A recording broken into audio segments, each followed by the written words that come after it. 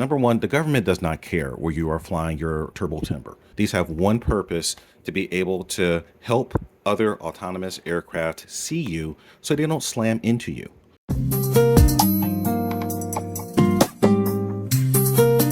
I got something to say. Hey everybody, RHouse21 here, and welcome to another episode of RC Physics. For those of you new to the channel, RC Physics is dedicated to the science and technology behind our favorite RC hobbies. So this is kind of an interesting video here, and it's kind of a video of necessity just because of the science of the times. So the product here inside the box, it was provided to me free of charge by the sponsor of today's video. Now, the product was provided for free, but there was no money changed hands. The opinions in are completely my own. I am completely free to say what's on my mind and give my honest impressions of the product. But based upon what it is, I seriously doubt that I'm going to see anything here that I don't like. So this product is actually, as I mentioned, something that's by necessity these days, and that is a remote ID broadcast module.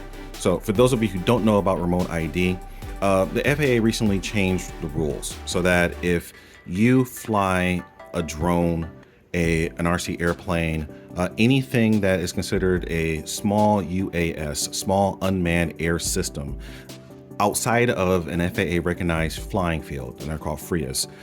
So if you want to fly at your local park, you want to fly in your backyard, and you don't have that recognized as a FRIA, you have to use a broadcast module. And that's been kind of controversial in the community, but I'm here to tell you that it's not that bad. And actually, these little guys can actually be pretty darn useful if you know what you're doing.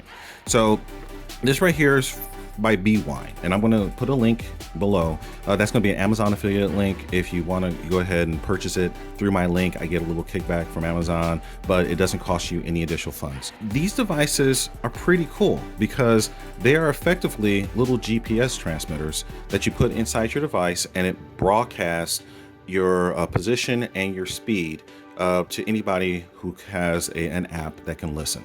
Now, some people get spooky, like, oh, the government is spying on you. Like, okay, number one, the government does not care where you are flying your turbo timber. You know, the reason why they have this is because in the coming future, you're going to have the airspace getting really crowded. And you're going to have everything from Amazon delivery drones to police department type stuff up and buzzing around. And a lot of those things are going to be using autonomous collision avoidance systems. And if you're flying your little drone, quad, RC airplane, it may not be able to pick it up on its collision avoidance sensors, like if it's a camera-based system. So what do? So these modules are just going to be broadcasting information, and for anything that's flying near autonomously, it's going to be picking up that signal and saying, oh, there's an aircraft over here, let me move. That's all it's for. The government they don't have the infrastructure to be trying to track down exactly everywhere you as an individual or me are flying, as long as you're not doing something stupid. And even if you were doing something stupid, they don't have the skies darkened with transceivers or transmitters to be able to say exactly where everybody in national airspace is flying. These have one purpose: to be able to help other autonomous aircraft see you so they don't slam into you. It's not that hard, guys. All right, but this guy is, let's say, the Bwine unit. So it's actually the B, let's look at the label here. This is the B112. So this is federally FAA recognized, has a certificate of compliance on the website. So you can use this and broadcast and fly legally. So one of the big complaints the guys are going to have is, oh, those things are too big. You know, I'm never going to be able to fit them in my aircraft. Well, look at this thing. This is tiny. Let me break out my calibers here. All right, so this thing is only, well, let's make sure I'm zeroed. So this thing measures at 28 millimeters by 33.8 millimeters by 13 millimeters. So let me go ahead and turn this into inches for those of you who think imperial like I do. So this is 1/2 inch by 1 inch by 1.3 inches. Okay, so this is tiny. And I believe it's supposed to weigh like 11 or 13 grams. Let me bring out a scale. All right, so I'm reading 13.7 grams. So this is very, very tiny, and it's of a position where it can fit on a variety of aircraft. So they ship it with a bunch of utilities. Now I'm gonna go through the manual here separately, but the manual is pretty straightforward. I mean, it's basically, you've got a USB-C charging port. It's on the side right here. Okay, you plug it in, it can charge in under an hour. I think they advertise 50 minutes. Okay, and basically to operate it, all you pretty much have to do is you hold down the power switch, and it has a GPS receiver that's up on the top. So you mount it on your aircraft. You want to have it on an upward facing surface. You don't want to have it facing sideways. You don't want to have it facing upside down, because it's not going to be able to see the sky, and that's not going to be able to pick up satellites. But once it receives a GPS signal, and I'm saying GPS generically, GPS stands for Global Positioning System. This probably uses a combination of US GPS satellites and European and Asian and Russian satellites. I talk about that in my Stop Flyaways video, but basically it's really GNNS, Global Navigation System, or GNS is just a more proper way of talking about it. But anyway, this will use, but we just generically refer to that as GPS. But this will use the GPS antenna that's mounted on top, collect the satellite signals, and when it's ready, you'll have a combination of silent and flashing lights. Let me just go ahead and go to the manual, and it should say that in here. So as I mentioned, you got the power on button, and then you have a settings button. And when you get a combination of a solid light here, and I believe this one flashing, that's when you're good to go. So, all right. So inside the box, you've got a couple of Velcro pads, and there's a few ways. Oh, let's see. You've got, okay, I'm counting 4 sets of, well, looks like 2 sets of double-sided sticky tape. So this would be a permanent mount. And then you've got 2 sets of Velcro. So for most of us, if you're flying recreationally, you only really need one broadcast module. You register it on the FAA website, and that's yours. And then you can move that around between all the aircraft in your fleet. One and done, you're good. Now, if you're a Part 107, that means you're a commercial drone pilot. So if you're somebody who's actually taking things of value or earning money off of your drone, you actually need one of these per aircraft that you use for commercial purposes. Okay, so if you are hard mounting this to your aircraft, to use double-sided sticky tape. If you're going to be using it like most of us are doing and moving from aircraft to aircraft, then you can just use Velcro. So you just put one Velcro on one side and you just bounce it around, and that way you have your whole fleet covered. What else is in the package? We've got let's go ahead and open this guy up.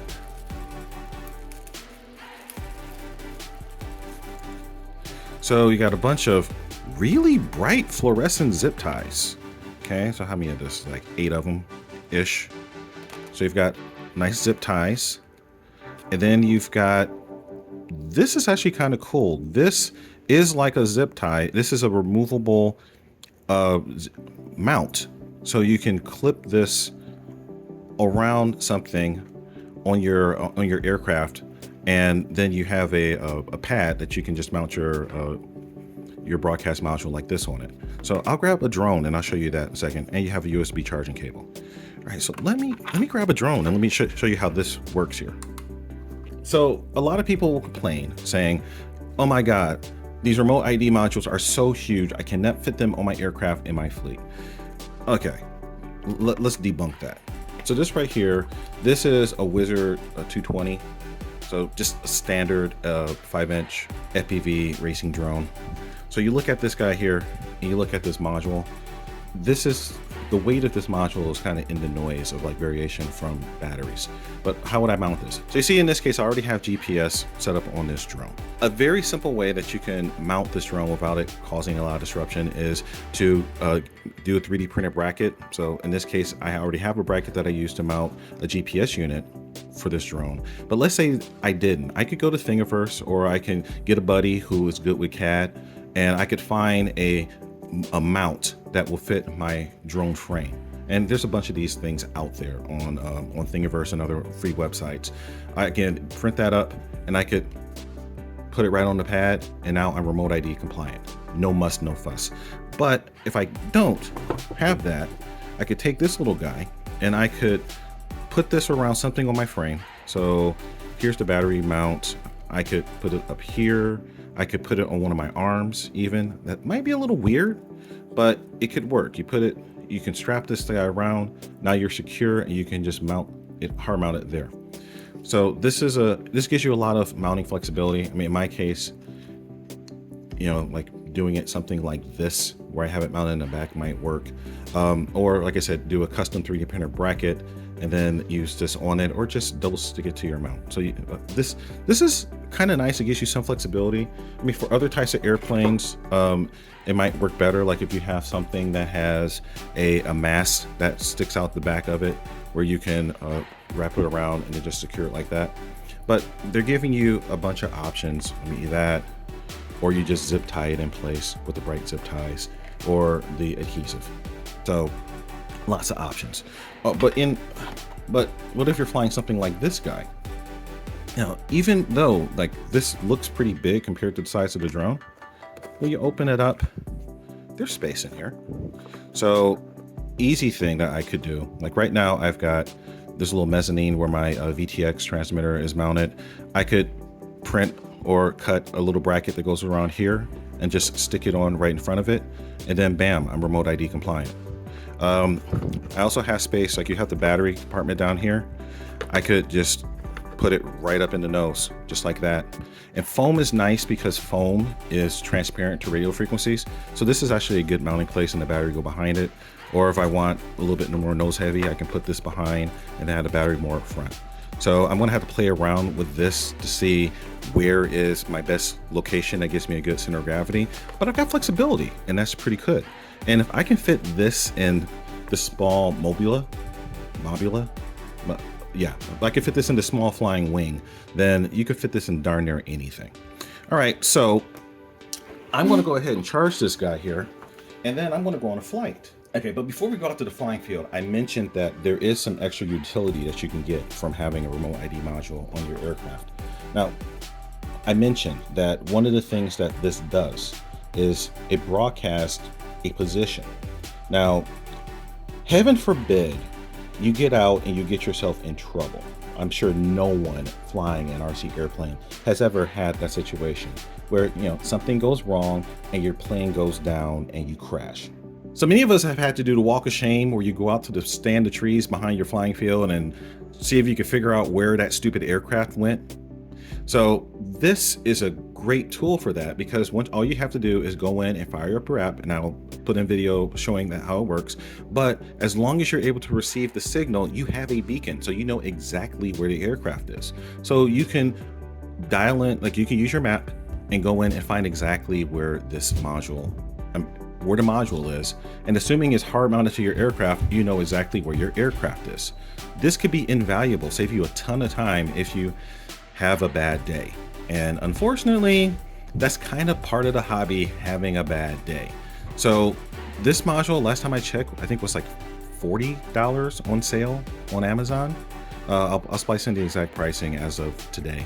But you know, a $40 beacon, where if I have a bad day, I can go in and I can, you know, not have to scour a square mile of forest to try to grab my aircraft. I could just go exactly to where it is because it's broadcasting. And that's a nice thing. This is kind of like a black box, in which case that, you know, if it goes down, it's pretty tough, it's pretty durable. So you don't have to worry about this thing failing. So even if your model explodes into a bunch of tiny pieces, which unfortunately does happen, you'll still be able to go in and recover the electronics, the expensive parts. Not that the model isn't expensive, but you get what I'm saying. You'll be able to go in and salvage whatever is salvageable, because this will most likely survive your crash. I personally think having the peace of mind of being able to recover my aircraft if things go wrong is worth the extra expense and effort of mounting this thing up. It's not that big a deal, guys.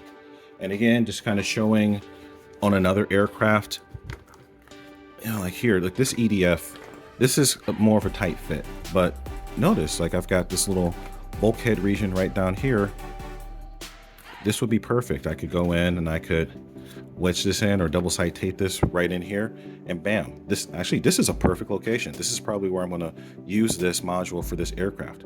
So stay tuned. I actually have a number of other videos coming up talking about remote ID and showing off some other modules, so you'll be able to see how this compares to some of the other ones that are on the market. But just with an initial impression, this guy seems like it's the real deal, and this is the best price of any remote ID module I've seen yet. So stay tuned. You'll see the flying videos, and you'll see more comparison coming up. But overall, I think this is a pretty solid choice. So I'm actually going to be flying this little guy in this aircraft here. This is my E-flite Ultrix, and again, this is kind of like proving a point. So the Ultrix, and I just heard my batteries get done charging. With the Ultrix, you've got this battery compartment that goes up in here. See if I can hear where the battery goes. So I'm going to put a little piece of Velcro right down here, and I think that's where I'm going to stick this guy for my remote ID compliance. Okay, so I'm going to figure out this mounting, and then we're going to next clip you're going to see is going to be me flying this guy. Sadly, the data for my first flight, including the video footage and the screen capture from the Bwine Reader app, both got corrupted. So instead, you're going to see me with an overlay with a little recreation, just showing you the general process. So you open up the Bwine Reader app, and all you have to do is select the center option to monitor remote ID information for flights in your area, and wham, it brings up a map interface and information at the bottom where you could see the identification numbers of aircraft that are flying near you. And if you zoom into that, you also can pull up a whole table with more detailed information about those aircraft, their speed, velocity, positions, and altitudes that just give you a lot more insight of what's going on in the air around you. All right, guys, so I get one quick flight. So now I'm going to go ahead and do one more with a heavier battery just to see how it performs with. So now I am definitely over the 250 gram limit. So I need remote ID to be compliant. All right, you ready? Yes. Spugs.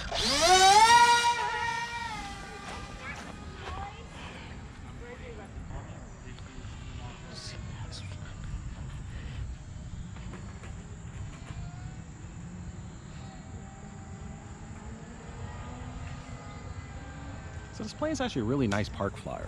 Mm-hmm. You know, so it can handle pretty well in nice tight spaces. It's also not too noisy. Mm-hmm.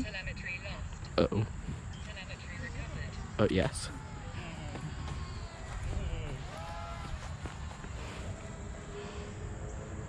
All right, so even though I've got plenty of battery, I'm going to go ahead and bring her in. Okay. I'm just going to get into a nice glide. Take it down some. I don't think that's a shot. Also, I need the character. I mean the camera. Also go.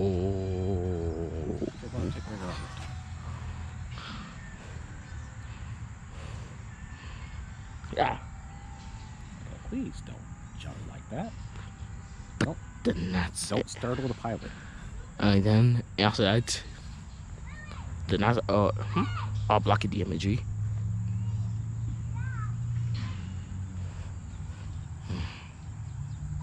Alright, I'm going to try to bring it out right in front of us.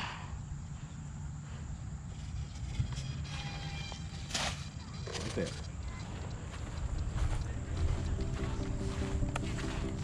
Alright, nice landing. So, and we can pop in and you can see the module stayed right where it was supposed to.